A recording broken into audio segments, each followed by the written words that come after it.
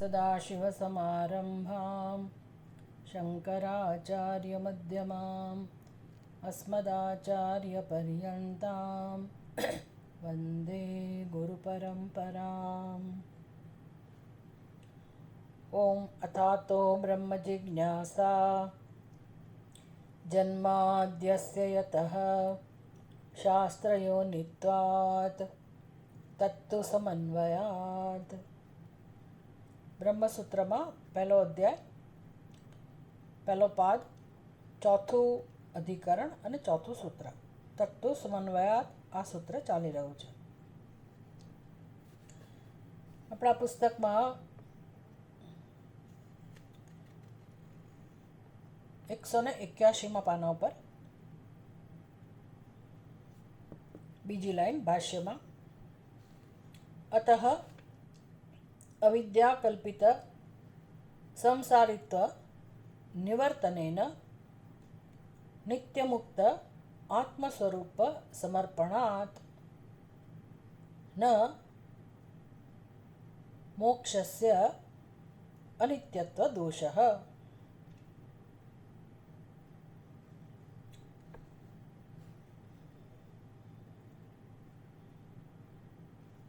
મોક્ષનું સ્વરૂપ નિત્ય હોવું જોઈએ. કોઈ પણ મતવાદી હોય એની દ્રષ્ટિમાં પણ મોક્ષનું સ્વરૂપ હંમેશા નિત્ય હોવું જોઈએ. એટલે મોક્ષ મળ્યા પછી ફરી પાછું બંધન પ્રાપ્ત ના થાય, એને જ મોક્ષ કહેવાય. તો નિત્ય તો જળવાઈ રહે મોક્ષનો, એટલે કે નિત્ય સ્વરૂપ મોક્ષનું છે એ ક્યારે જળવાઈ રહે? જ્યારે એ કોઈ કર્મનું ફળ ના હોય. અને શાસ્ત્ર કોઈ રીતે મોક્ષ પ્રાપ્ત નથી કરાવતું. મોક્ષ પ્રાપ્ત કરાવે છે તો કઈ રીતે પ્રાપ્ત કરાવે છે? પ્રાપ્ત જે છે એની પ્રાપ્તિ દ્વારા. એટલે મોક્ષ એટલે શું એ વેદાંતના વિદ્યાર્થીને એની સ્પષ્ટ સમજ હોવી જોઈએ કે મોક્ષ એટલે બ્રહ્મનું સ્વરૂપ, એનું નામ જ મોક્ષ. જેમ કે દસમા માટે મોક્ષ શું કહેવાય? ભલે આપણે એમ કહીએ કે દસમાનું જ્ઞાન એને થાય એ મોક્ષ થયો, પણ ખરેખર તો દસમાની પ્રાપ્તિ એ જ મોક્ષ થયો. હવે કયો દસમો પ્રાપ્ત થાય છે એને? તો જે પ્રાપ્ત હતો તે જ પ્રાપ્ત એવા દસમાનું જ્ઞાન એને થાય છે. બસ એ જ્ઞાનથી જાણે કે દસમો પ્રાપ્ત થયો, કારણ કે દસમાને શોધતો તો માટે. એટલે મોક્ષ એટલે દસમાની પ્રાપ્તિ. અને દસમાની પ્રાપ્તિ એટલે શું? તો કે દસમાનું જ્ઞાન. દસમાની પ્રાપ્તિ કઈ રીતે થઈ ભાઈ? કયા કર્મનું ફળ છે? કોઈ કર્મનું ફળ નથી. હા, એ જેણે ઉપદેશ આપ્યો કે તું દસમો છે, એણે શું કામ કર્યું? એ દસમાની બુદ્ધિમાં જે પોતાના વિશે ખોટો ખ્યાલ હતો અને એને કારણે દસમાની શોધ ચાલતી હતી. તો જ્યારે એ શોધી રહ્યો હતો દસમાને, ત્યારે પોતે દસમો હોવા છતાંય દસમાથી ભિન્ન છે એવો અનુભવ એને થઈ રહ્યો હતો. અને પોતે પોતાને દસમાનો શોધક સમજતો હતો. એમાંથી કર્મ જન્મેલું હતું દસમાને શોધવાનું. એટલે હવે જો દસમાને શોધવાના કર્મના મૂળમાં હું દસમાનો શોધક છું એવો ખ્યાલ હોય તો જ એ શોધવાનું કર્મ ચાલે. એટલે હવે હું દસમાનો શોધક છું એવી સમજ સાથે એ કોઈ પણ પ્રકારનું કર્મ કેમ ના કરે? એને દસમો ન જ મળે. આ વસ્તુ સ્પષ્ટ સમજાઈ જવી જોઈએ કે દસમો ગમે તે સ્તરનું કર્મ કરે, એ પછી ભક્તિ કરે, સેવા કરે, ધ્યાન કરે, ઉપાસના કરે, ગમે તે કરે, જો એને બુદ્ધિમાં એવી સમજ હોય કે હું દસમાને મારી રીતે શોધી લઈશ અથવા તો અમુક પ્રકારના કર્મ દ્વારા મને દસમો મળી જશે, તો એનો અર્થ કે હજી દસમાનું અજ્ઞાન છે જ. બીજું, આ રીતે આ રસ્તેથી આ પ્રકારના પુરુષાર્થથી એને ક્યારેય કોઈ પણ સંજોગોમાં દસમો પ્રાપ્ત થઈ શકે નહીં. દસમાનું એને દર્શન થઈ શકે નહીં, દસમાનું ભાન થઈ શકે નહીં, અર્થાત મોક્ષ મળે જ નહીં, મોક્ષ મળે જ નહીં. અને દસમો મેળવવાની વસ્તુ પણ નથી, છતાંય મેળવવાની વસ્તુ છે. એ બરાબર સમજાવવું જોઈએ આપણને કે દસમો પ્રાપ્ત જ છે છતાંય અપ્રાપ્ય છે. તો અપ્રાપ્ય હોવા માટે શું કારણ છે? એની બુદ્ધિમાં રહેલો ખોટો ખ્યાલ. તો પછી જો મોક્ષ એટલે દસમાની પ્રાપ્તિ કહેતા હો, તો દસમાની પ્રાપ્તિ કઈ રીતે થાય? દસમાનું જ્ઞાન આપણે ભલે કહીએ દસમાનું જ્ઞાન, પણ હવે કયા દસમાનું જ્ઞાન? જે છે તે જ સિદ્ધ છે, એવા જ દસમો, એવો જ દસમો સિદ્ધ જ છે. એટલે એ દસમો મુક્ત જ છે, એણે ક્યાંય શોધવાની જરૂર જ નથી. એના મુક્તિ એ સિદ્ધ જ છે, મુક્ત જ છે. તો પછી એ ઉપદેશક જે છે એને જે બોધ કરાવે છે કે તું દસમો છે, એ કઈ રીતે બોધ કરાવે છે? તો કે એની બુદ્ધિમાં હું દસમાનો શોધક છું એ ખ્યાલની નિવૃત્તિ કરે છે. એ અજ્ઞાન અને એમાંથી જન્મેલું જે કાર્ય છે, એટલે કે હું દસમાનો શોધક છું, મારે દસમાને શોધવાનો છે. અને જે અનર્થની પરંપરા સર્જાયેલી છે મગર મફતની, તો જે ઉપદેષ્ટા જે પણ એને દસમાનું જ્ઞાન કરાવે છે, શું કરે છે? માત્ર એની બુદ્ધિમાં રહેલા આવરણને, દસમાના સ્વરૂપની આડે રહેલા આવરણને દૂર કરે છે. એને કહે નિવર્તકમ, અવિદ્યા નિવર્તકમ શાસ્ત્રમ. બસ આ જ પદ્ધતિ શાસ્ત્રની છે આપણા માટે. હું ને તમે બધા એવી રીતે જીવન જીવીએ છીએ કે કશાકને શોધી રહ્યા છીએ. એટલે માણસ જે પણ કર્મ કરે છે, જે પણ કર્મ, એનું જે આ જીવન આખું જેને આપણે જીવન કહીએ છીએ, જેને સંસાર કહીએ છીએ, એ જીવન એટલે શું? જીવન એટલે શું? આપણા કર્મો, આપણો અનુભવ, કર્મ અને કર્મનું ફળ, અને આપણી સમજ, ખોટી સમજ. કઈ સમજ? હું આ કામ કરી લઉં એટલે મને આમ મળશે. આમ મારી અંદર કેમ પરિવર્તન લાવવું? અશિક્ષિત છીએ તો કેમ શિક્ષિત બનવું? કેમ ભણતર પ્રાપ્ત કરવું? અને એ ભણતર પ્રાપ્ત કરવા દ્વારા સ્પષ્ટ સમજ હોય કે ભાઈ આ મારી જીવન જરૂરિયાત ની પૂર્તિ માટે હું આ શિક્ષણ પ્રાપ્ત કરું છું, અથવા તો મારા બૌદ્ધિક વિકાસ માટે શિક્ષણ પ્રાપ્ત કરું છું, તો વાંધો નથી. પણ આપણી મૂળમાં ગણતરી તો છેવટે એવી જ છે કે મારી અંદર પરિવર્તન આવે. અશિક્ષિત હું મને સ્વીકાર્ય નથી, ગરીબ હું મને સ્વીકાર્ય નથી. આમ હું મારો પોતાનો અસ્વીકાર કરું છું અને હવે કંઈક પરિવર્તન લાવીને મારો સ્વીકાર કરવાનો પુરુષાર્થ હું કરું છું. દરેકની આત્મકથા આ જ છે, દરેક જીવની, દરેક મનુષ્યની. એટલે મનુષ્ય જે કંઈ કરે છે એ કરવા પાછળ એક જ ગણતરી છે, એક જ વસ્તુની શોધ છે કે કેમ પૂર્ણતા પ્રાપ્ત કરવી, કેમ સુખ, શાશ્વત સુખ પ્રાપ્ત કરવું. કારણ કે એને અંદરથી પોતાના માટે તિરસ્કાર છે. કેવા પ્રકારનો તિરસ્કાર? જેમ કે કોઈ ગરીબ માણસ હોય તો એ સતત પોતાનો તિરસ્કાર કરે, અરે રે હું ગરીબ છું, અરે રે હું ગરીબ છું. એટલે હવે એ પોતાને ગરીબ એવો સ્વીકાર નથી કરી શકતો. એટલે એનો પુરુષાર્થ શું હોય? ગરીબી દૂર કરો, ધન પ્રાપ્ત કરો. એમ દુઃખી હું એ દરેકની બુદ્ધિમાં નિશ્ચય છે હું વિશેનો. જ્યારે આપણે એમ કહીએ કે હું આ દેહ છું એટલે હું દુઃખી છું, એ નક્કી જ થઈ ગયું. હું મર્યાદિત છું, નક્કી જ થઈ ગયું. જ્યારે દેહમાં હંબા હોય ત્યારે આપણને અપૂર્ણતાનો અનુભવ સ્વાભાવિક થવાનો, અને એ અનુભવ કોઈને સ્વીકાર્ય ન હોય. એટલે કેમ એ અનુભવને દૂર કરવો, એમાંથી મુક્ત થવું, અને મારે મહાન બનવું, પૂર્ણ બનવું, એ એકમાત્ર ઈચ્છા હોય. દરેક મનુષ્યની એક જ ઈચ્છા હોય. એને કહેવાય આપણે શોધક છીએ. જેમ દસમાને શોધે છે, એમ આપણે જીવનમાં આ પૂર્ણતાને, મહાનતાને શોધી રહ્યા છીએ. કશી ખબર નથી આપણને કે આને પૂર્ણતા કહેવાય, હું પૂર્ણતાને શોધું છું, એ ખબર નથી. આ તો વેદાંત શાસ્ત્ર ચિંતન કરાવતા શીખવાડે ત્યારે ખબર પડે કે હા, આપણા જીવનમાં શોધ ચાલે છે. અને એ શોધ ખરેખર પૂર્ણતાની છે, મહાનતાની છે, મુક્તિની શોધ છે, પરમ સુખની શોધ છે, પરમ શાંતિની શોધ છે, પરમ પ્રેમની શોધ છે. વિચારીએ તો સમજાય કે હા, આ જ ઈચ્છા છે આપણી.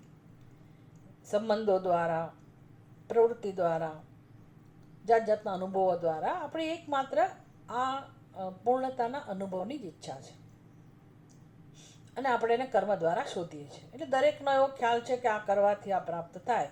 એટલે વર્તમાનમાં જે ઉણપ ચાલે છે એ ઉણપ દૂર કરવી જોઈએ, એ દ્વારા મારી અંદર પરિવર્તન લાવવું જોઈએ.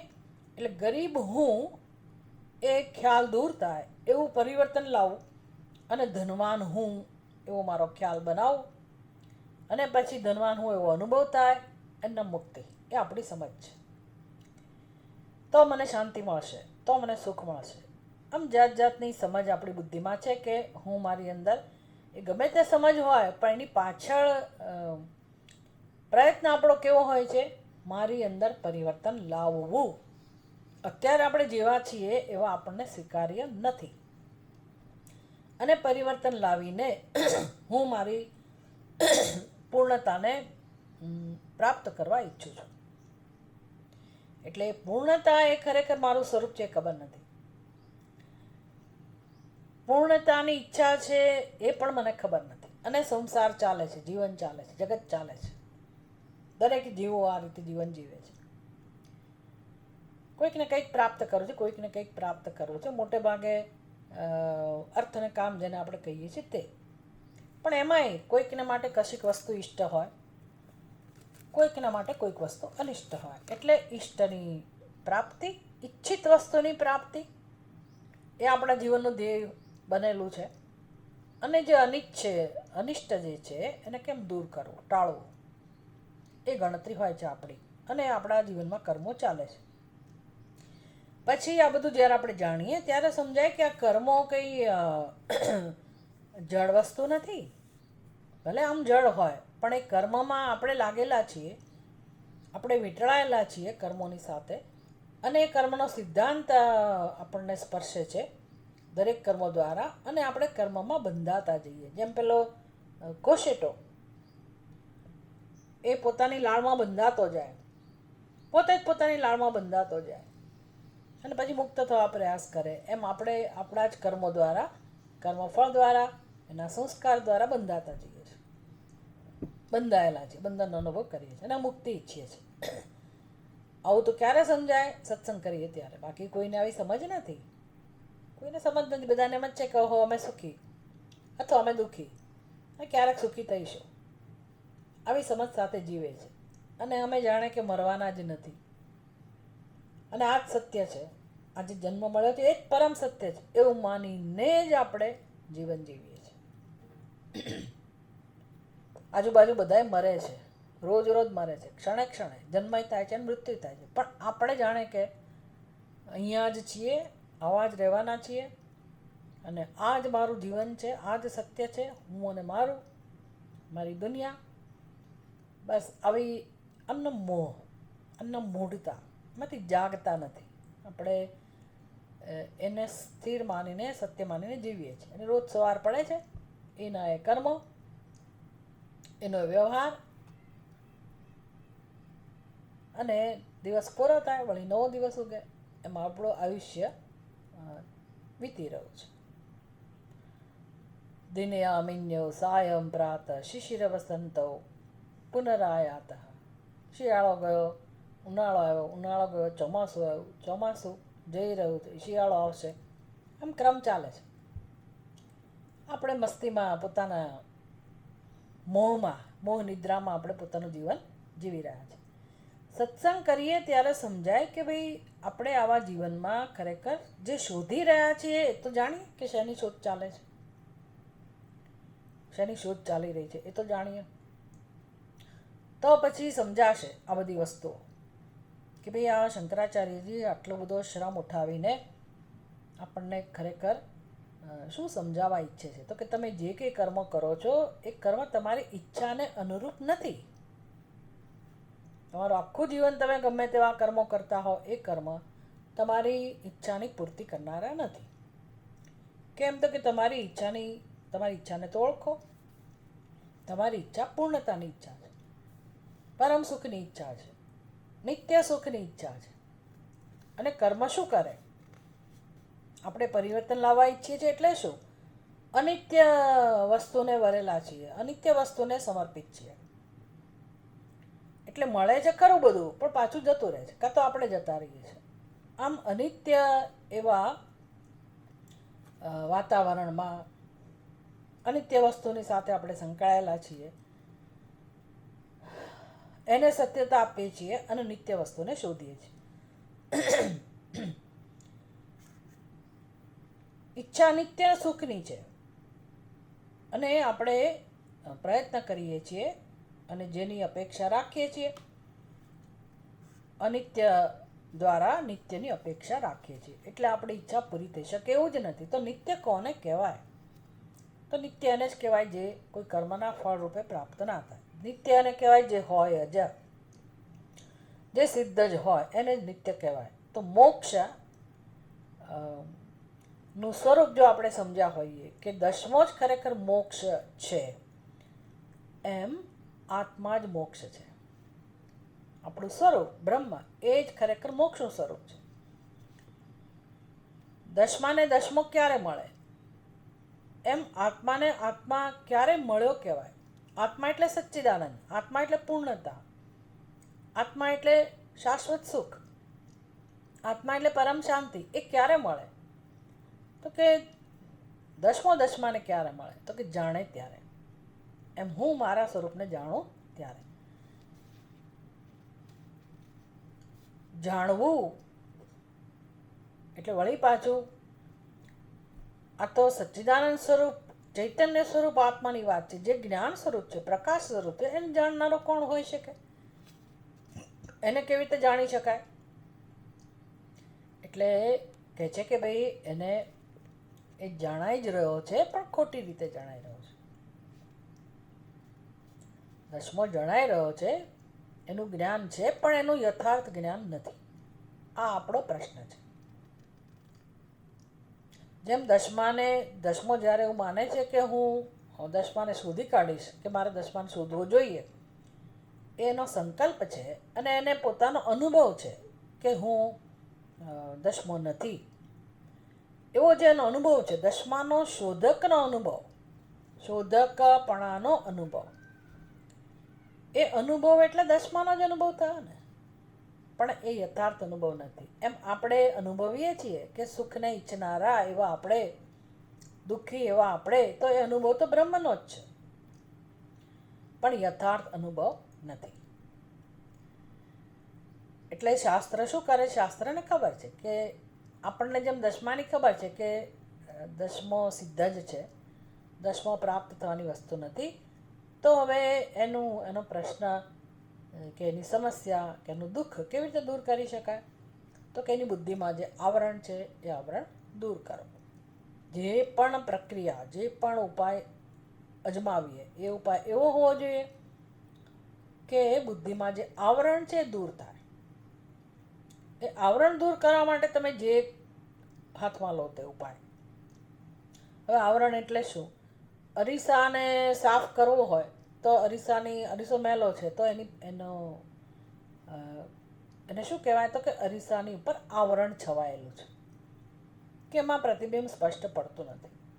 તો એ આવરણ દૂર કરવા માટે તમે કર્મ કરી શકો. એવું કર્મ અહીંયા જરૂરી છે? તો કે ના. બુદ્ધિમાં બહુ તો એવું આવરણ છે, પણ અહીંયા આવરણનું સ્વરૂપ કેવું છે? અરીસાના આવરણનું સ્વરૂપ અને બુદ્ધિમાં જે આવરણ છે એનું સ્વરૂપ કેવું છે? તો કે બુદ્ધિમાં જે આવરણ છે એનું સ્વરૂપ છે વિચાર, વૃત્તિ, વિચાર, નિશ્ચય.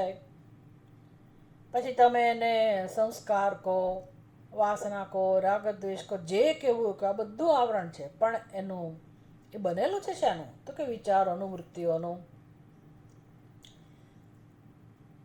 અહંકાર, નિશ્ચય થયો પોતાના વિશેનો, આ બધું આવરણ થયું. એટલે એ આવરણને દૂર કરવાની પ્રક્રિયા કેવી હોય? વિચાર જ જોઈએ. વિચારથી જ વિચાર દૂર થાય. અત્યારે મારી સમસ્યા એવી હોય કે મારી બુદ્ધિમાં અયોગ્ય નિર્ણય હોય, તો એનો ઉપાય શું એને દૂર કરવાનો? યોગ્ય નિર્ણય. નિર્ણય એટલે વિચાર. તો અયોગ્ય વિચાર એમાંથી યોગ્ય વિચાર. યોગ્ય વિચાર શું કરે? અયોગ્ય વિચારને દૂર કરે. એટલે શાસ્ત્ર આપણું ધ્યાન ત્યાં દોરે છે.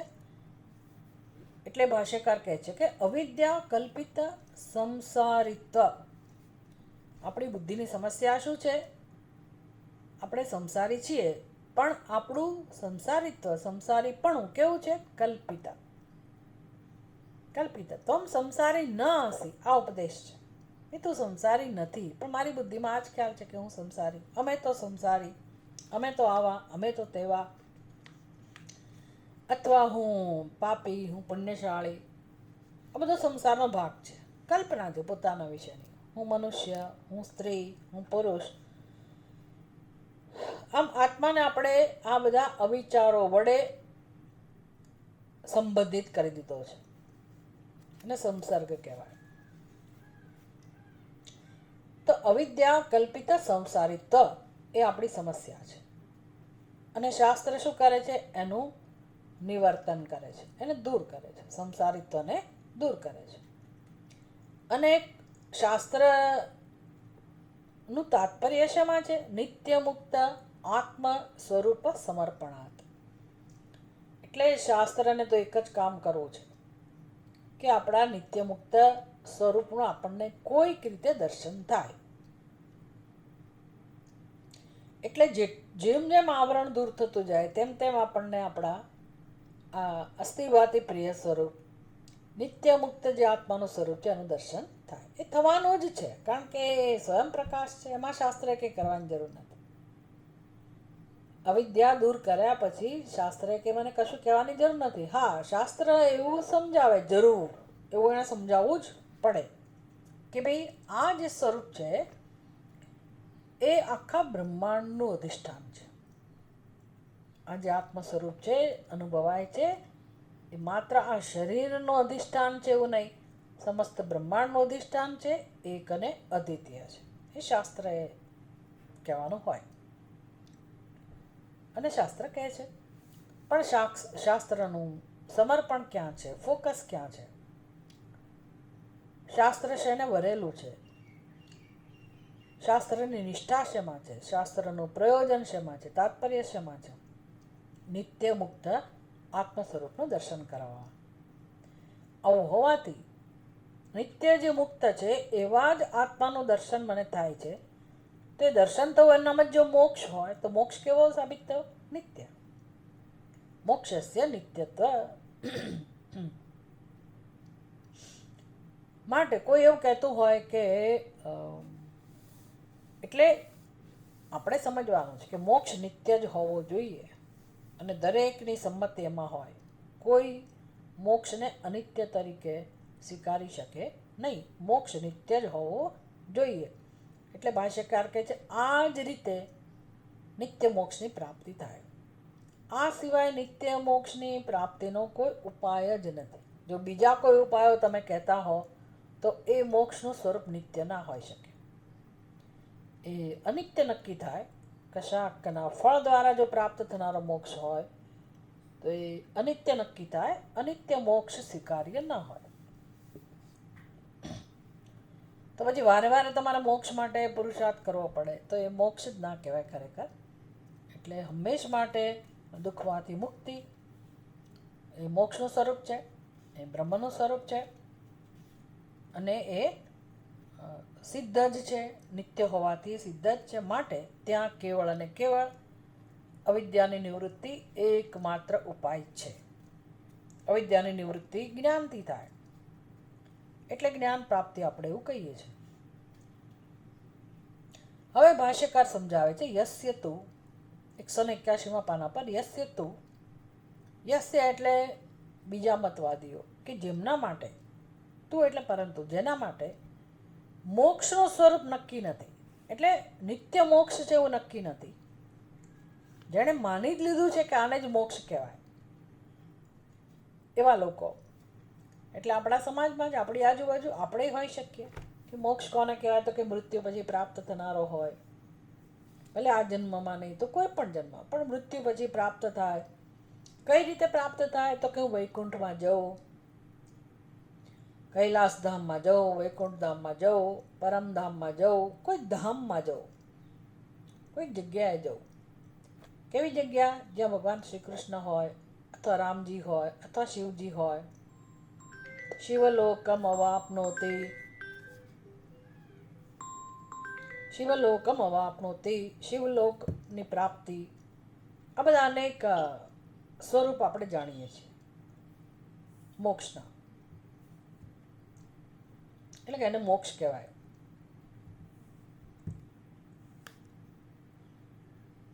પોતાની જ કલ્પના છે મોક્ષ માટે, અને આવા ઘણા બધા લોકોની આવી માન્યતા છે.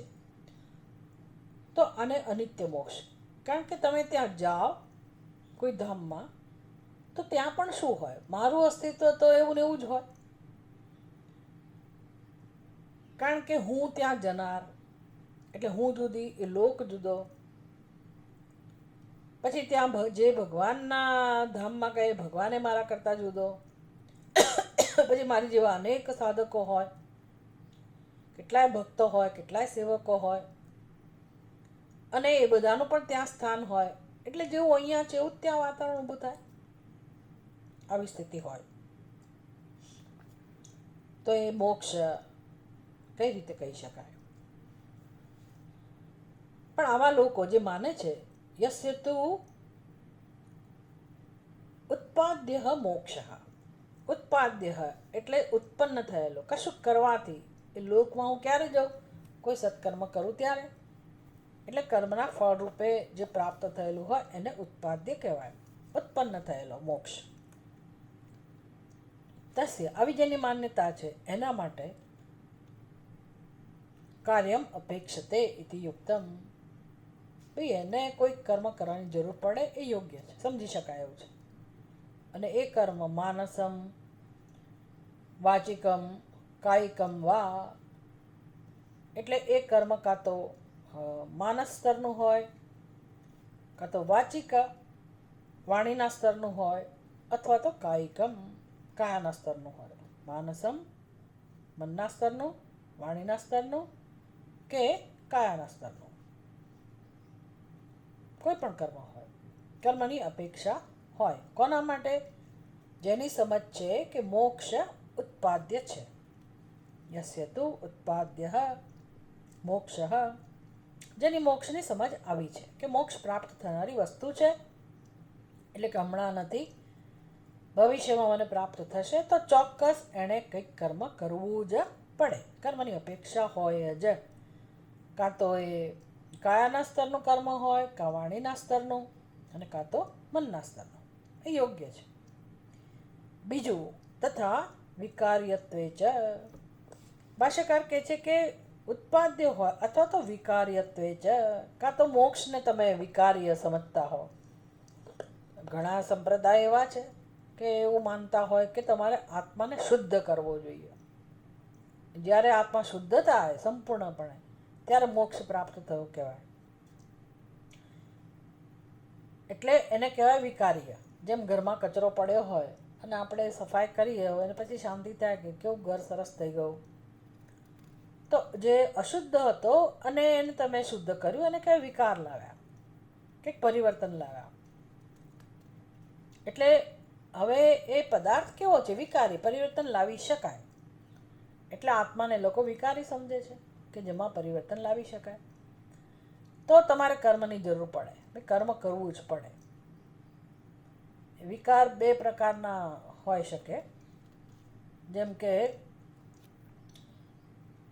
અરીસા પર ધૂળ હોય અને તમે એને સાફ કરો, એ થયું, એ વિકાર દૂર કર્યો. અથવા તો કાચા શાકભાજી છે અને તમે એને ચૂલા ઉપર ચડાવ્યા, પકાવ્યા, તો એમાં સંસ્કાર કર્યા, કંઈક સંસ્કાર કરીને તમે વિકાર લાવો. અથવા તો એની અંદર રહેલી અશુદ્ધિને દૂર કરો, અશુદ્ધિ દૂર કરો, અથવા તો કંઈક વસ્તુમાં તમે નવા સંસ્કાર આપો. તો એવું તો ક્યારે શક્ય બને? તો કે વસ્તુ પોતે એવી હોય કે જેની અંદર અશુદ્ધિ દૂર થઈ શકે, અથવા તો નવા ગુણો ઉમેરી શકાય. એટલે મોક્ષ માટે કોઈનું સ્વરૂપ એવું સમજ એવી હોય કે ભાઈ મોક્ષ એટલે શું? કશુંક પરિવર્તન લાવવું, આત્મામાં કશુંક પરિવર્તન લાવવું પોતાના સ્વરૂપમાં. એટલે આત્માને એટલો શુદ્ધ બનાવવો. અત્યારે અશુદ્ધ થઈ ગયો છે અને પછી એને શુદ્ધ બનાવવો. તો કેમ શુદ્ધ બને? કર્મ તો કરવું જ પડે. એટલે એવા કેસમાં, એવી સમજમાં તમારે કાયિકમ વાચિકમ માનસમ વા, કાયાના સ્તરનું, વાણીના સ્તરનું કે મનના સ્તરનું કોઈક ને કોઈક કર્મ જોઈએ જ. તયોઃ પક્ષયોઃ મોક્ષસ્ય ધ્રુવમ અનિત્યત્વમ. તયોઃ પક્ષયોઃ દ્વિવચન છે. આ બંને પક્ષમાં, બંને કેસમાં, બંને દલીલોમાં, બંને સમજમાં. કઈ બંને સમજ? એક સમજ એવી છે કે જેમાં ઉત્પાદ્ય મોક્ષ ઉત્પન્ન કરવાની જરૂર છે અને બીજામાં વિકાર લાવવાની જરૂર છે, પરિવર્તન લાવવાની જરૂર. આ બંને પક્ષમાં મોક્ષ કેવો સાબિત થાય છે? અનિત્યત્વમ ધ્રુવમ.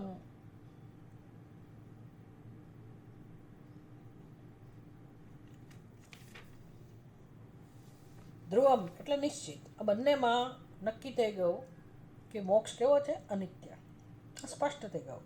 તયોઃ પક્ષયોઃ મોક્ષસ્ય ધ્રુવમ અનિત્યત્વમ. અનિત્યત્વમ નક્કી છે. નહીં દધ્યાદિ વિકાર્યમ ઉત્પાદ્યમ વા ઘટાદિ નિત્યમ દ્રષ્ટમ લોકે. વિષયના ઉપરથી તમે કહો છો કે આવો મોક્ષ હંમેશા અનિત્ય હોય.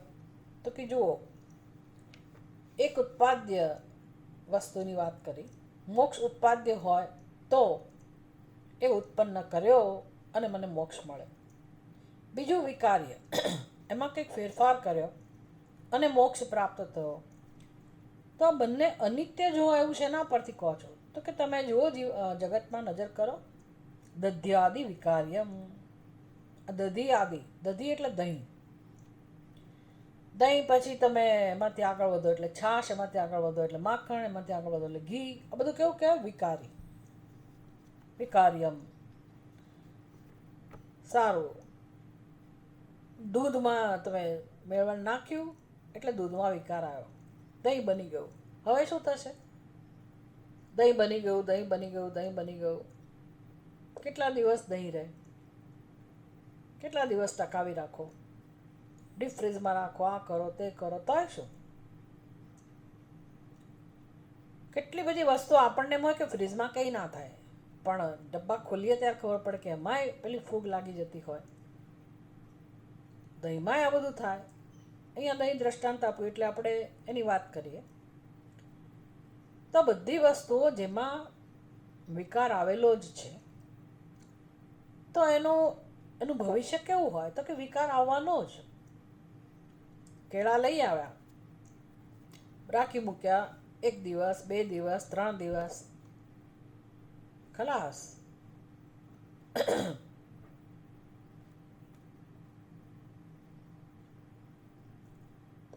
તરત નાશ થાય વસ્તુનો. તો એ નિત્ય કહેવાય કે અનિત્ય કહેવાય? તો જેટલું જેટલું વિકાર્ય છે એ અનિત્ય જ હોય. લોકે નિત્યમ ન દૃષ્ટમ. નહીં લોકે નિત્યમ દૃષ્ટમ. બી આપણા જીવનમાં, સમાજમાં ક્યાંય જે વસ્તુ વિકારી છે એ નિત્ય જણાતી નથી. બીજું ઉત્પાદ્ય. ઉત્પાદ્ય ઉત્પન્ન કરેલી વસ્તુ, જેમ કે ઘડો, ઘટાદિ. બીજું દ્રષ્ટાંત આપ્યું શંકરાચાર્યજી, ઘટાદિ. ઉત્પાદ્ય માટે દ્રષ્ટાંત આપ્યું ઘટ અને વિકારી માટે દ્રષ્ટાંત આપ્યું, વિકાર્ય માટે દ્રષ્ટાંત આપ્યું દહીં. તો દહીં પણ અનિત્ય છે અને ઉત્પાદ્ય ઘટ વગેરે છે એ પણ કેવું છે? તો કે અનિત્ય. ઘટાદિ ઘડો જે કુંભારે ઉત્પન્ન કર્યો માટીમાંથી, એ પણ કેવો છે? ભલે ને આપણા ટેબલ ઉપર કેટલાય વખતથી હોય તો પણ પડે એટલી જ વાર, અથવા તો રોજ રોજ એની અંદર કંઈક ને કંઈક પરિવર્તન આવતું હોય, આપણને દેખાય નહીં. એનો રંગ ઝાંખો થતો હોય, એની ઉપર જે માટીના કણો છે એ વિખેરાતા જતા હોય, એટલે એ પદાર્થ હંમેશા છૂટો પડતો હોય, નાશની તરફ આગળ વધતો હોય, કારણ કે ઉત્પન્ન થયેલો છે. ઉત્પન્ન થયેલી કોઈ પણ વસ્તુ હોય એ પણ ક્યારેય નિત્ય નથી હોતી. ઘડો શું, આપણા મકાનો, કેટલો ખર્ચો કરીને, કેટલી મહેનત કરીને મકાન બનાવ્યું, 5 વર્ષ, 10 વર્ષ, 15 વર્ષ, બધાને અનુભવ છે કે કેવી રીતે અંદર બધો પતન શરૂ થાય છે. તો કોઈ વસ્તુ એવી ને એવી નથી રહેતી. ઉત્પન્ન થયેલી વસ્તુ ક્યારેય નિત્ય હોતી નથી. ન ચ અપી ન ચ આપ્યત્વેન અપી કાર્ય અપેક્ષા.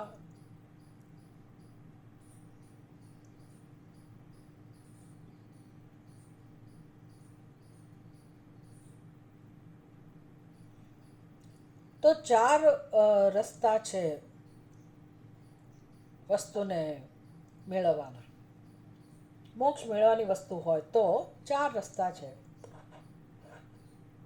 આ પૂર્વ પક્ષ ચાલી રહ્યો છે.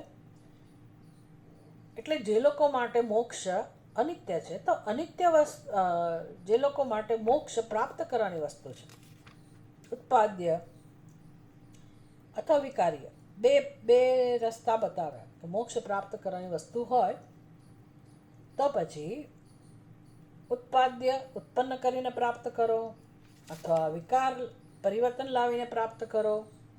ત્રીજું, વસ્તુ લઈ આવો. વસ્તુ લઈ આવો. એ કેસમાં કર્મ જોઈએ. ભાઈ અહીંયા નથી, ત્યાં છે તો સિદ્ધ વસ્તુ, પણ અહીંયા નથી. મારા ઘરમાં પડ્યું જ છે, નવું લાવવાની જરૂર નથી. આપણે કહીએ ને મારા ઘરમાં જ છે, હું શોધી કાઢીશ. તેને શોધી કાઢો, અથવા ત્યાંથી અહીંયા લઈ આવો. છે વસ્તુ પણ અત્યારે નથી, તો એનો ઉપાય શું? આપ્ય, પ્રાપ્ય કે આપ્ય. ભાઈ લઈ આવો. મોક્ષ છે તો સિદ્ધ, પણ એ લોકો એની સમજ એવી હોય કે ભાઈ અહીંયા નથી, વર્તમાનમાં નથી, એટલે એને લઈ આવો. ન ચ આપ્યત્વેન અપી કાર્ય અપેક્ષા. ભાઈ મોક્ષને તમે આપ્ય ગણતા હો તો પણ કર્મની જરૂર નથી. પેલી બીજી વસ્તુ કેવી છે? સિદ્ધ છે પણ મારી પાસે નથી, એટલે કે મારા ઘરમાં છે પણ અત્યારે નથી, તો હું એને શોધીને લઈ આવું, તો કર્મની જરૂર પડી. મોક્ષને તમે જો આપ્ય ગણતા હો તો પણ કર્મની જરૂર નથી. એટલે મોક્ષ આપ્ય જ નથી, એને આપ્ય પણ ગણી ના શકાય. કેમ એવું છે? આપ્યત્વેન અપી ન કાર્ય અપેક્ષા. કર્મની અપેક્ષા નથી. ભલે આપ્ય છે, મેળવાની વસ્તુ છે, પણ કર્મની અપેક્ષા નથી. કેમ? સ્વાત્મ સ્વરૂપત્વે.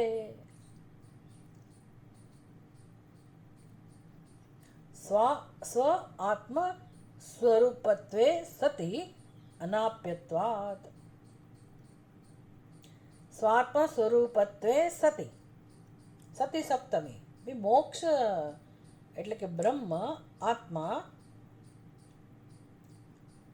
મોક્ષ છે શું? તો કે સ્વાત્મ સ્વરૂપ છે. આત્માને જ મોક્ષ કહેવાય. અને એ તો કેવો છે? સિદ્ધ છે, મારું જ સ્વરૂપ છે. એટલે કોણે લાવવાનો? આત્માને કોણે લઈ આવવાનો? ક્યાંથી લઈ આવવાનો? એટલે એ તો પોતાનું સ્વરૂપ છે. જે વ્યક્તિ મોક્ષને ઈચ્છે છે એનું જ આત્મ સ્વરૂપ છે. આત્મ સ્વરૂપત્વે સતી.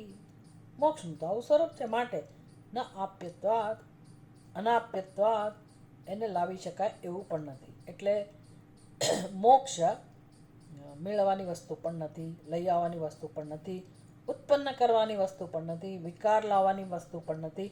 આ બધું કેમ સમજાવે છે? તો કે ઉત્પન્ન કરવાની વસ્તુ એટલે કર્મ જોઈએ, વિકાર લાવવાની વસ્તુ હોય તો કર્મ જોઈએ, લઈ આવવાની વસ્તુ હોય તો કર્મ જોઈએ. તો આ ત્રણ કેસમાં આત્મા એનો વિષય બનતો નથી, એટલે કર્મની જરૂર નથી. ચોથી કઈ વસ્તુ બાકી રહી એ સંસ્કાર્ય એની વાત કરશે.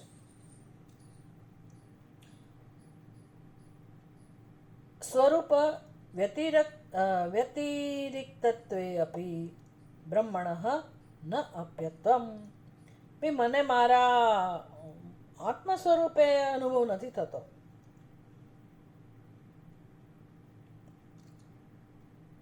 ભાઈ તમે જો એને મોક્ષને પોતાનાથી ભિન્ન સમજતા હો, સમજીએ છીએ ને આપણે મોક્ષને ભિન્ન જ સમજીએ છીએ. ભાઈ અત્યારે મને આનંદનો અનુભવ નથી, વર્તમાનમાં તો હું દુઃખી છું, વર્તમાનમાં જીવત્વનો અનુભવ છે, બંધનનો અનુભવ છે, એટલે ભલે ને મારું આત્મ સ્વરૂપ હોય તો પણ મોક્ષ મારાથી ભિન્ન છે એવી સમજ છે. તો કે આવા કેસમાં પણ તમે જો મોક્ષને તમારાથી ભિન્ન સમજતા હો, સ્વરૂપ વ્યતિરિક્તત્વે અપી, એ તમે સમજો છો કે એ મારા કરતાં ભિન્ન છે, પણ બ્રહ્મનો સ્વભાવ કેવો છે? બ્રહ્મણઃ ન આપ્યત્વમ. બ્રહ્મ જે છે એને કોઈ રીતે તમે ભલે ભિન્ન સમજતા હો પણ છતાંય એને મેળવી શકાય એવું નથી. કેમ? તો કે બ્રહ્મ જ આવું છે. કેવું છે? સર્વગતત્વેન નિત્ય આપ્ત સ્વરૂપત્વાत् સર્વેણ બ્રહ્મણઃ આકાશસ્ય ઇવ. બ્રહ્મ આકાશની જેમ સર્વત્ર વ્યાપક છે, સર્વગત છે, એટલે બધાને પ્રાપ્ત છે. કોઈ એમ કે ભાઈ મારા ઘરમાં આકાશ નથી, એવું ના હોય. ભાઈ પ્રકાશ નથી એવું કહો, હવા નથી એવું કહો, એવું કહી શકાય. પણ મારા ઘરમાં આકાશ નથી એવું કોઈ કહી શકે? ભાઈ ઘરની વાત નથી, મારી ઉપાધિની વાત છે. તો કે ઉપાધિમાં આકાશ ન હોય એવું ના હોય. હૃદયાકાશ, ઉદરાકાશ. જો આકાશ ના હોય તો શબ્દનો પ્રાગટ્ય ના હોય, બોલી ના શકો, તમે ભોજન ના લઈ શકો, કોઈ પ્રવૃત્તિ ના થઈ શકે. એટલે આકાશ કઈ જગ્યા છે કે જ્યાં આકાશ ના હોય? આકાશ સર્વત્ર છે.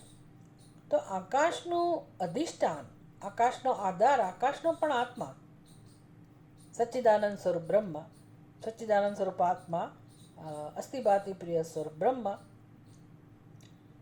એ કઈ જગ્યા એવી હોય કે જ્યાં ના હોય? સર્વગતત્વાत् સર્વેણ નિત્ય આત્મ સ્વરૂપત્વાत्. હવે હું સ્વીકારું કે ના સ્વીકારું, હું સમજું કે ના સમજું, મને અનુભવ થાય કે ના થાય, પણ બ્રહ્મ તો મારો આત્મા છે જ. એમાં હું ના એનો સ્વીકાર કરું એમાં બ્રહ્મ શું કરે? આપણે એનો સ્વીકાર કરીએ કે ના કરીએ, આપણે સમજીએ કે ના સમજીએ, આપણે એને આદર આપીએ કે ના આપીએ, એ જુદી વાત છે. એ મારું અજ્ઞાન છે.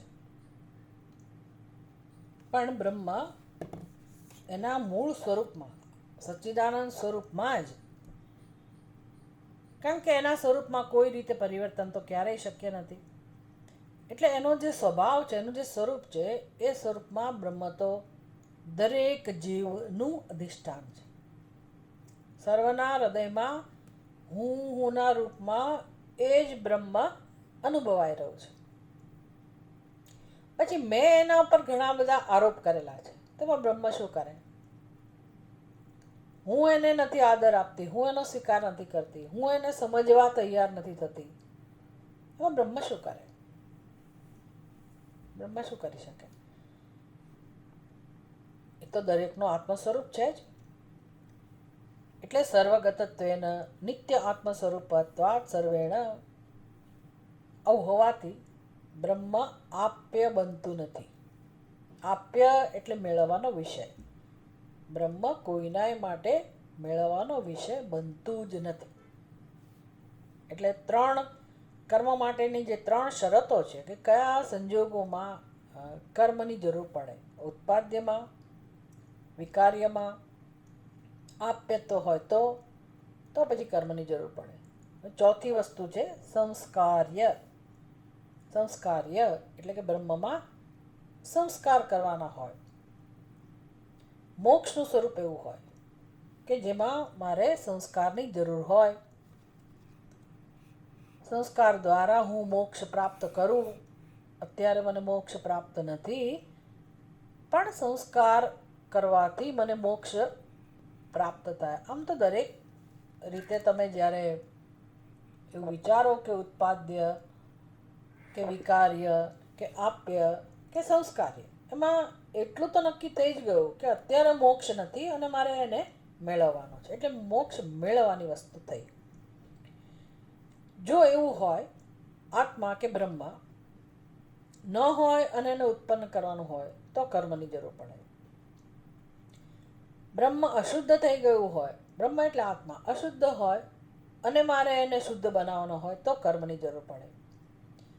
મારી પાસે ન હોય ને બીજેથી લાવવાનો હોય, આપ્ય હોય તો કર્મની જરૂર પડે. અને ચોથું, આત્મા છે ખરો પણ અશુદ્ધ થઈ ગયો છે, અથવા અશુદ્ધ નથી. ચલો અશુદ્ધની વાત થઈ ગઈ, વિકાર આપણે કરે. હવે એને શું કરવાનું છે? એને સંસ્કારી બનાવવાનો છે, કંઈક સંસ્કાર આપવાના છે. અને સંસ્કાર આપ્યા પછી જે પ્રાપ્ત થાય, અનુભવાય, એને મોક્ષ કહેવાય. તો કર્મની જરૂર પડે. એટલે આ ચોથું જે ખ્યાલ છે મોક્ષ માટેનો, આ બધા ખ્યાલમાં ઉત્પાદ્ય, વિકાર્ય, આપ્ય કે સંસ્કાર્ય આવી જેની સમજ છે મોક્ષ માટેની, આ બધા સંજોગોમાં કર્મની અપેક્ષા રહે, કર્મની જરૂર પડે છે. કાયિક, વાચિક કે માનસિક કર્મની જરૂર પડે જ.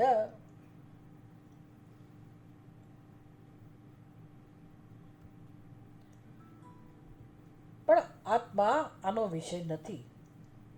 આમાં કશામાં આવતો નથી. ઉત્પાદ્ય નથી, આપ્ય નથી, વિકાર્ય નથી કે સંસ્કાર્ય નથી. તો છેલ્લું સમજવાનું છે સંસ્કાર્ય એટલે ભાષ્યકાર એની વાત કરે છે. ન અપી સંસ્કાર્ય મોક્ષ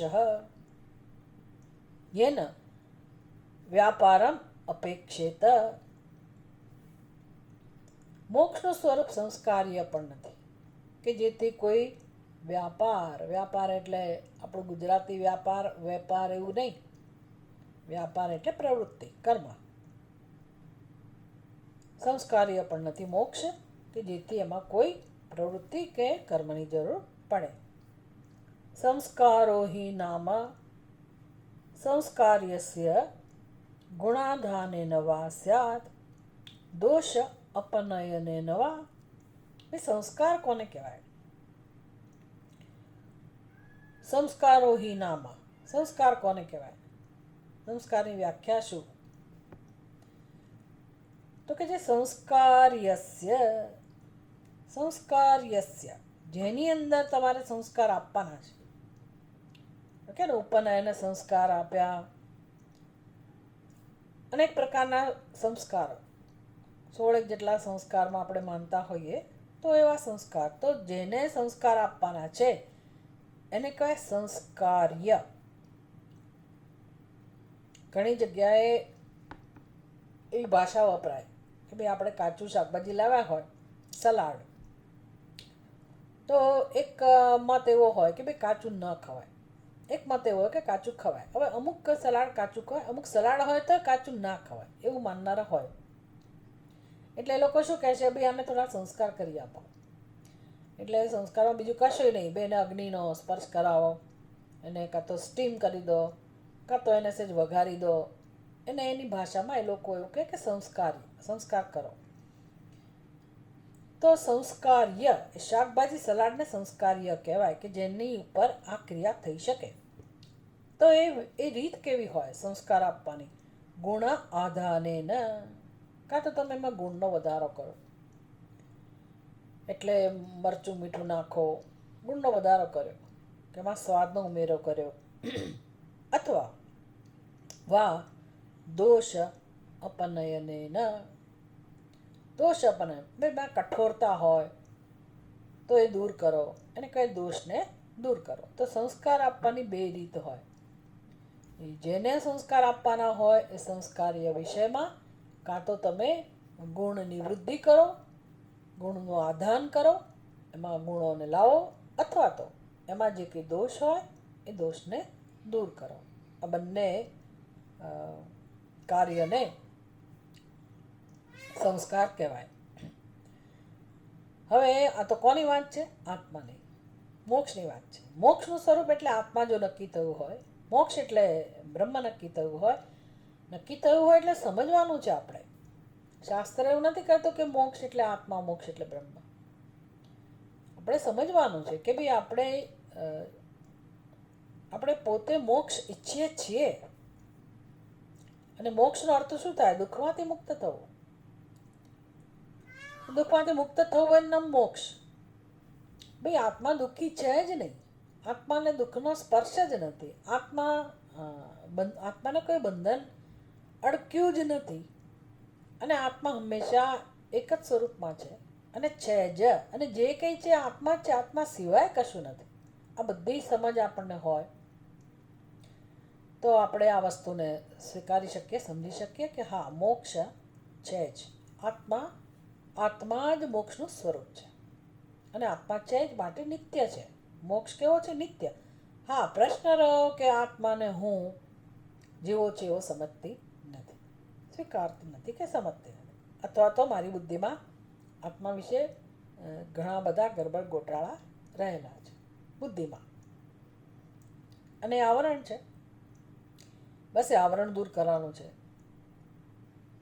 એટલે હવે આત્મા જે આવો જ છે, જ્ઞાન સ્વરૂપ જ છે, એ આત્મા ન તાવત ગુણાધાન એને સંભવતી. એટલે આત્મા મોક્ષ હોય તો આવો મોક્ષ ગુણના આધાન દ્વારા, ગુણની વૃદ્ધિ દ્વારા, ગુણ મૂકવા દ્વારા મોક્ષ પ્રાપ્ત થતો નથી. એટલે કે મોક્ષ નિત્ય શુદ્ધ જ છે. આત્મા નિત્ય શુદ્ધ જ છે. એમાં કોઈ ગુણોનું આધાન કરવાની જરૂર નથી. આધાન કરવાની જરૂર હોય તો સંસ્કાર કરવાની જરૂર હોય. સંસ્કાર કરવાની જરૂર હોય તો તમારે કર્મની જરૂર પડે. કોઈ પણ કર્મ કેમ ના હોય, કર્મની જરૂર પડે. પણ આત્મામાં કોઈ રીતે તમે ગુણો નવા ઉમેરી શકો એવું જ નથી. એટલે ગુણો શેમાં ઉમેરી શકાય, શેમાં પરિવર્તન લાવી શકાય? જ્ઞાન સ્વરૂપ આત્મા, જ્ઞાનની અંદર કોઈ પ્રકારે કોઈ ગુણોનું આધાન શક્ય જ નથી. ગુણ આધાનેન ન સંભવતી અનાધેય અતિશય બ્રહ્મ સ્વરૂપત્વાત મોક્ષસ્ય.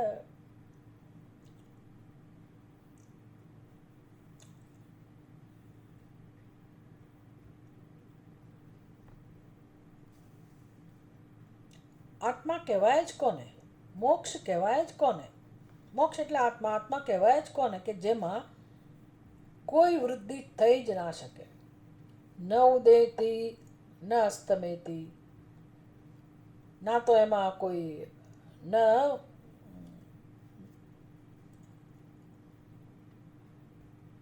એમાં જેમાં વૃદ્ધિ ના થઈ શકે, અથવા તો જેમાં ક્યારેય ઘટાડો થઈ શકતો નથી. નો કનિયાન. એટલે આત્માની અંદર જેમ ચંદ્રની અંદર કેવું હોય, એક એક કળા, અમાસ પછી એક એક કળા ઉમેરાતી જાય તો ચંદ્રની અંદર વૃદ્ધિ થઈ. પૂનમ પછી એક એક કળા ઘટતી જાય તો એમાં ઘટાડો થયો. આત્મામાં આવો કોઈ વધારો, આવી કોઈ વૃદ્ધિ શક્ય નથી, કે આત્મામાં આવો કોઈ ઘટાડો શક્ય નથી. આવું હોવાથી બ્રહ્મનું આવું સ્વરૂપ છે. માટે એમાં કોઈ રીતે ઘટાડો વધારો થઈ શકે એવું જ નથી. તો કયા ગુણોનું આધાન કરો તમે? ન અપી દોષ અપનયનેન. એમાં કોઈ દોષ દૂર કરવાનો પ્રશ્ન પણ નથી આવતો. ચલો ભાઈ, ગુણો વધારી ના શકો, પણ એમાં કંઈક દોષ હોય તો તમે દૂર કરો. આત્મામાં અજ્ઞાન ખરું કે નહીં? એને દૂર કરવાનું કે નહીં? ભાઈ આત્મામાં અજ્ઞાન નથી, બરાબર સમજી લો. બુદ્ધિમાં અજ્ઞાન છે, આત્મામાં અજ્ઞાન નથી. ઉપરથી જે અજ્ઞાન છે બુદ્ધિમાં એને પણ આત્મા પ્રકાશિત કરે છે. આપણી બુદ્ધિમાં જે અજ્ઞાન છે એ અજ્ઞાનનું જ્ઞાન પણ આત્મા કરાવે છે. અજ્ઞાનને પ્રકાશિત કરનાર પણ જ્ઞાન સ્વરૂપ આત્મા છે. એટલે અજ્ઞાન આત્મામાં નથી. આત્માનું કામ છે પ્રકાશિત કરવાનું. અને આત્માનો સ્વભાવ, બ્રહ્મનો સ્વભાવ છે નિત્ય શુદ્ધ બ્રહ્મ સ્વરૂપત્વાત મોક્ષસ્ય. બ્રહ્મ કે આત્મા કેવો છે? નિત્ય શુદ્ધ. મોક્ષનું સ્વરૂપ એટલે બ્રહ્મ, અને બ્રહ્મ કેવું છે? નિત્ય શુદ્ધ. જે નિત્ય શુદ્ધ જ છે. એટલે એમાં તમે એવા કયા સંસ્કાર આપીને એને શુદ્ધ કરો? નિત્ય શુદ્ધ બ્રહ્મ સ્વરૂપત્વાત મોક્ષસ્ય. મોક્ષ એ બ્રહ્મનું સ્વરૂપ છે ને બ્રહ્મ હંમેશા નિત્ય શુદ્ધ છે. એટલે એમાં કોઈ અશુદ્ધિ દૂર કરવાનો પ્રશ્ન નથી, કે એમાં કોઈ ગુણોનું આદાન કરવાનો, ગુણમાં કોઈ વૃદ્ધિ કરવાનો પ્રશ્ન જન્મતો નથી. માટે ત્યાં કર્મને કોઈ સ્થાન નથી.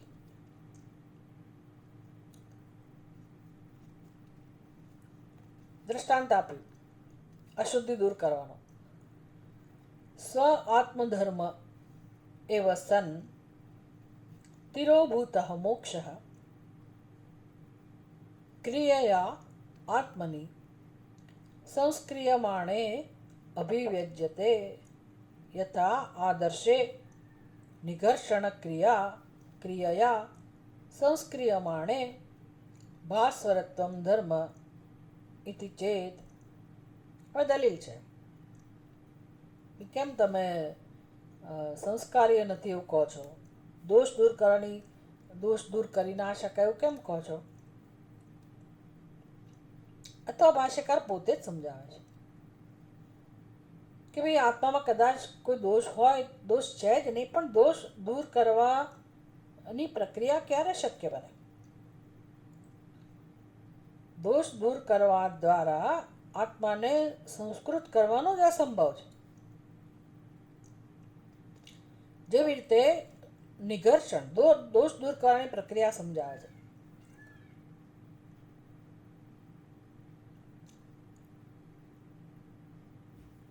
સ્વ આત્મધર્મ એવ સન તિરોભૂત મોક્ષ ક્રિયયા આત્મની સંસ્ક્રિયમાણે અભિવ્યજ્યતે. જો તમે એવું કહેતા હો કે ભાઈ આત્મા નિત્ય શુદ્ધ છે અને આનંદ સ્વરૂપ છે, તો અત્યારે અનુભવવા જોઈએ ને. અમને ક્યાં અનુભવાય છે? એટલે કંઈક આવરણ તો છે જ ને. તો પછી એ આવરણ દૂર કરવાની જરૂર નથી. એટલે કહે છે કે સ્વાત્મધર્મ એવ સન તિરોભીત મોક્ષ. પોતાનું જ સ્વરૂપ છે અને એ ઢંકાઈ ગયું છે. એટલે હવે તમે એના ઉપરનું આવરણ દૂર કરો તો જે ઢંકાયેલો આત્માનું સ્વરૂપ છે પ્રગટ થાય. આ જ વસ્તુ છે ને. જેવી રીતે યથા આદર્શે નિઘર્ષણ ક્રિયયા સંસ્ક્રિયમાણે ભાસ્વરત્વમ ધર્મ ઇતિ ચેત. યથા આદર્શે, જેવી રીતે દર્પણ, આદર્શ એટલે દર્પણ. યથા આદર્શે, જેવી રીતે દર્પણમાં નિઘર્ષણ ક્રિયાથી એટલે ઘર્ષણ કરવું. અરીસો આપણે સાફ કરીએ ને તો એની રીત હોય, જેટલી ગંદકી હોય એના પ્રમાણમાં આપણે રીત અપનાવીએ કે કેવી રીતે એને ધીરે ધીરે તમારે પહેલાં કોરા કપડાથી પહેલાં લૂછવું, પછી તમે એને કંઈક પાવડર લઈ આવો, કશું કેમિકલ લઈ આવો, શેમ્પૂ, જે પણ તમને ઉપાય બતાવે, એ ગાડીનો અરીસો હોય કે બીજું, પણ તમે એને સાફ કરો. ઘર્ષણ. યથા આદર્શે નિઘર્ષણ ક્રિયા. તો એ જે ઘર્ષણ કરવાની ક્રિયા છે ને એ સંસ્કાર થયા કહેવાય. સંસ્ક્રિયમાણે, એ સંસ્કાર જ્યારે થયા અરીસા ઉપર, તો હવે તમને બધી વસ્તુઓ સ્પષ્ટ દેખાય. પહેલાં નહોતું દેખાતું. અરીસો હોય, દર્પણ, અહીંયા દર્પણનું દ્રષ્ટાંત આપ્યું. તો પહેલાં આપણો ચહેરો સ્પષ્ટ નહોતો દેખાતો, પણ જે રીતે ઘર્ષણની ક્રિયા કરવામાં આવી એને કારણે હવે એ જે અરીસામાં છે ને એ ભાસ્વરત્વમ, અરીસાનો ધર્મ, અરીસાનો ધર્મ શું છે? પ્રતિબિંબ, પ્રતિબિંબિત કરવું, પ્રકાશિત કરવું, વસ્તુને પ્રકાશિત કરવી. પણ એ મારા ચહેરાને પ્રકાશિત નહોતો કરી શકતો અરીસો. એટલે તમે ઘર્ષણ ક્રિયાથી જ્યારે એના પર સંસ્કાર કર્યા, એટલે કે શુદ્ધ કર્યો અરીસો, તો હવે જે વસ્તુ જે છે એ વધારે વધારે પ્રકાશિત થાય છે, સ્પષ્ટ રીતે પ્રકાશિત થાય છે. એટલે પ્રકાશિત કરવાનો જે એનો ગુણ છે એ વધી ગયો. તો આવી રીતે તમે જો આત્માને પ્રકાશિત કરવા ઈચ્છતા હો, આવી કોઈ ક્રિયા દ્વારા આત્માને તમે વધારે સ્પષ્ટ રીતે જોવા માંગતા હો, એવું ના બને. તો ભાષ્યકાર કહે છે ના, એ શક્ય નથી. ક્રિયા આશ્રયત્વ અનુપત્તે આત્મનઃ. ભાઈ જો તમારે તમારો ચહેરો જોવા માટે, અરીસામાં તમારો ચહેરો સ્પષ્ટ જોવા માટે તમે કર્મ કર્યું સફાઈનું, ઘર્ષણનું, પણ એ કર્મનો, એ ક્રિયાનો આશ્રય કોણ હતું? ચહેરો નહોતો. કોણ હતું? અરીસો. એટલે એ ક્રિયાનો આશ્રય. ભાઈ ક્યાં ઘસ્યું તમે? ચહેરા પર તમે લપેડા કર્યા, એ જુદી વાત છે. પણ ચહેરાને તમે સાફ કર્યો ના. મારે મારો ચહેરો અરીસામાં જોવો હોય, અને અરીસા ઉપર આવરણ હોય, અરીસો અશુદ્ધ હોય, તો એ અશુદ્ધિ દૂર કરો. તો એ ઘર્ષણ કરવા માટે આધાર તો જોઈએ ને. અરીસાની અંદર એવો ગુણ હોવો જોઈએ કે જ્યાં હું ઘર્ષણ કરી શકું. આંખમાં આવી રીતે અવેલેબલ જ નથી. હું ક્યાં ઘર્ષણ કરું? કઈ રીતે આત્માને શુદ્ધ કરું? આ વસ્તુ શક્ય નથી.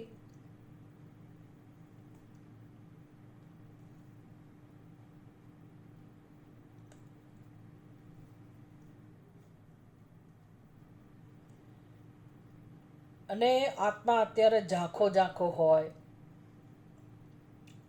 એનો અર્થ એવો હતો ને, આત્મા ઝાંખો છે, દેખાતો નથી, સ્પષ્ટ જણાતો નથી મને કે એનું સ્વરૂપ કયું છે. આત્મા એટલે બ્રહ્મ. અને માટે એને તમારે ઘર્ષણ કરવાની જરૂર છે. તો કે આ જે પ્રકારની દલીલ છે એ યોગ્ય નથી. અને આત્મામાં આ પ્રકારે કોઈ ઘર્ષણ કરી શકાય એવી વ્યવસ્થા જ નથી. પછી આને વિસ્તારથી સમજાવે છે કે આ ઘર્ષણની ક્રિયા, કર્મ, એ ક્યારે શક્ય બને? યદાશ્રયા હિ ક્રિયા તમ અવિકૂર્તિ નૈવ આત્માનમ લભતે. યદ્યદાત્મા ક્રિયા વિક્રિયેતા નિત્ય સ્વભાવાત્મનઃ પ્રસજ્યેત. હવે એ બધી દલીલો દ્વારા, ઉપનિષદના વાક્યો દ્વારા, ઉપનિષદના વાક્યોની મદદથી, કે ભાઈ પ્રમાણ તો ઉપનિષદના વાક્યો છે આત્મા વિશેનું, અને તર્કથી પણ આપણને સમજાવે છે કે કોઈ રીતે આત્મામાં સંસ્કાર આપી શકાય એવું નથી. એટલે ઉત્પાદ્ય તો નથી જ, આપ્ય નથી, વિકાર્ય નથી. પણ સંસ્કાર કેમ ના કરી શકાય? સંસ્કારથી આત્મા શુદ્ધ થાય, તેજસ્વી બને, અને મને મોક્ષ મળે, એવું શક્ય નથી. એટલે જુઓ, દરેકે દલીલની પાછળ એક જ એમનું કહેવું છે કે કર્મ તો જોઈએ જ, કર્મ દ્વારા જ મોક્ષ મળે. અને ઉપનિષદના વાક્યો, ઉપનિષદનું તાત્પર્ય એ છે કે આત્મા શુદ્ધ જ છે, નિત્ય શુદ્ધ, નિત્ય બુદ્ધ, નિત્ય મુક્ત, આવું સ્વરૂપ આત્માનું છે. અને જાણવાની જ જરૂર છે. એટલે કે બુદ્ધિમાં એના વિશે જે ખોટા ખ્યાલ છે એને જ દૂર કરવાની જરૂર. આત્મા અત્યારે પણ અશુદ્ધ નથી, સમજવાનું છે. એવું નથી કે આત્મામાં અશુદ્ધિ આવી એટલે આપણે બંધનનો અનુભવ કરીએ છીએ. આત્મા અત્યારે પણ શુદ્ધ જ છે. આ ક્ષણે પણ આત્મા નિત્ય શુદ્ધ બુદ્ધ મુક્ત જ છે. આત્મા અસંગ છે. આત્માને કશું સ્પર્શી શકે એવું જ નથી. આત્માનું સ્વરૂપ એ પ્રકારનું છે, જ્ઞાન સ્વરૂપ છે, ચૈતન્ય સ્વરૂપ છે. તો પછી આપણે આ બધી વાતો કરીએ છીએ, બે અંતઃકરણ શુદ્ધિ, ફલાણું ઢીકણું, અને કેટલા બધા સંસ્કારો જીવનમાં, તો એનું બધું શું? સંસ્કારો તો આપણું જીવન છે, આપણી સંસ્કૃતિ છે. તો તમે મોક્ષ માટે સંસ્કારની જરૂર નથી એવું કેમ કહો છો?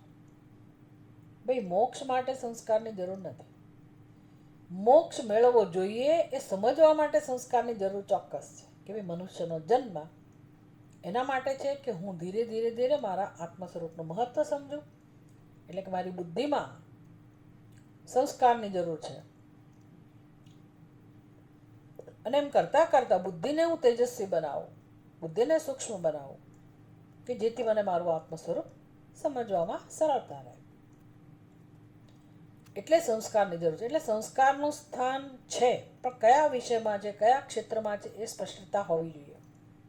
જ્ઞાનથી મોક્ષ ક્યારે મળે? જ્ઞાનથી કોઈ વસ્તુમાં પરિવર્તન ના આવે. કોઈ જ વસ્તુમાં પરિવર્તન લાવી શકાય નહીં. જ્ઞાનથી મોક્ષ તો જ મળે જો અત્યારે આ ક્ષણે આપણું સ્વરૂપ એટલું જ શુદ્ધ હોય, અસંગ જ હોય, આનંદ સ્વરૂપ હોય, શિવ સ્વરૂપ હોય, તો જ એવા આત્માના જ્ઞાનથી મોક્ષ શક્ય છે.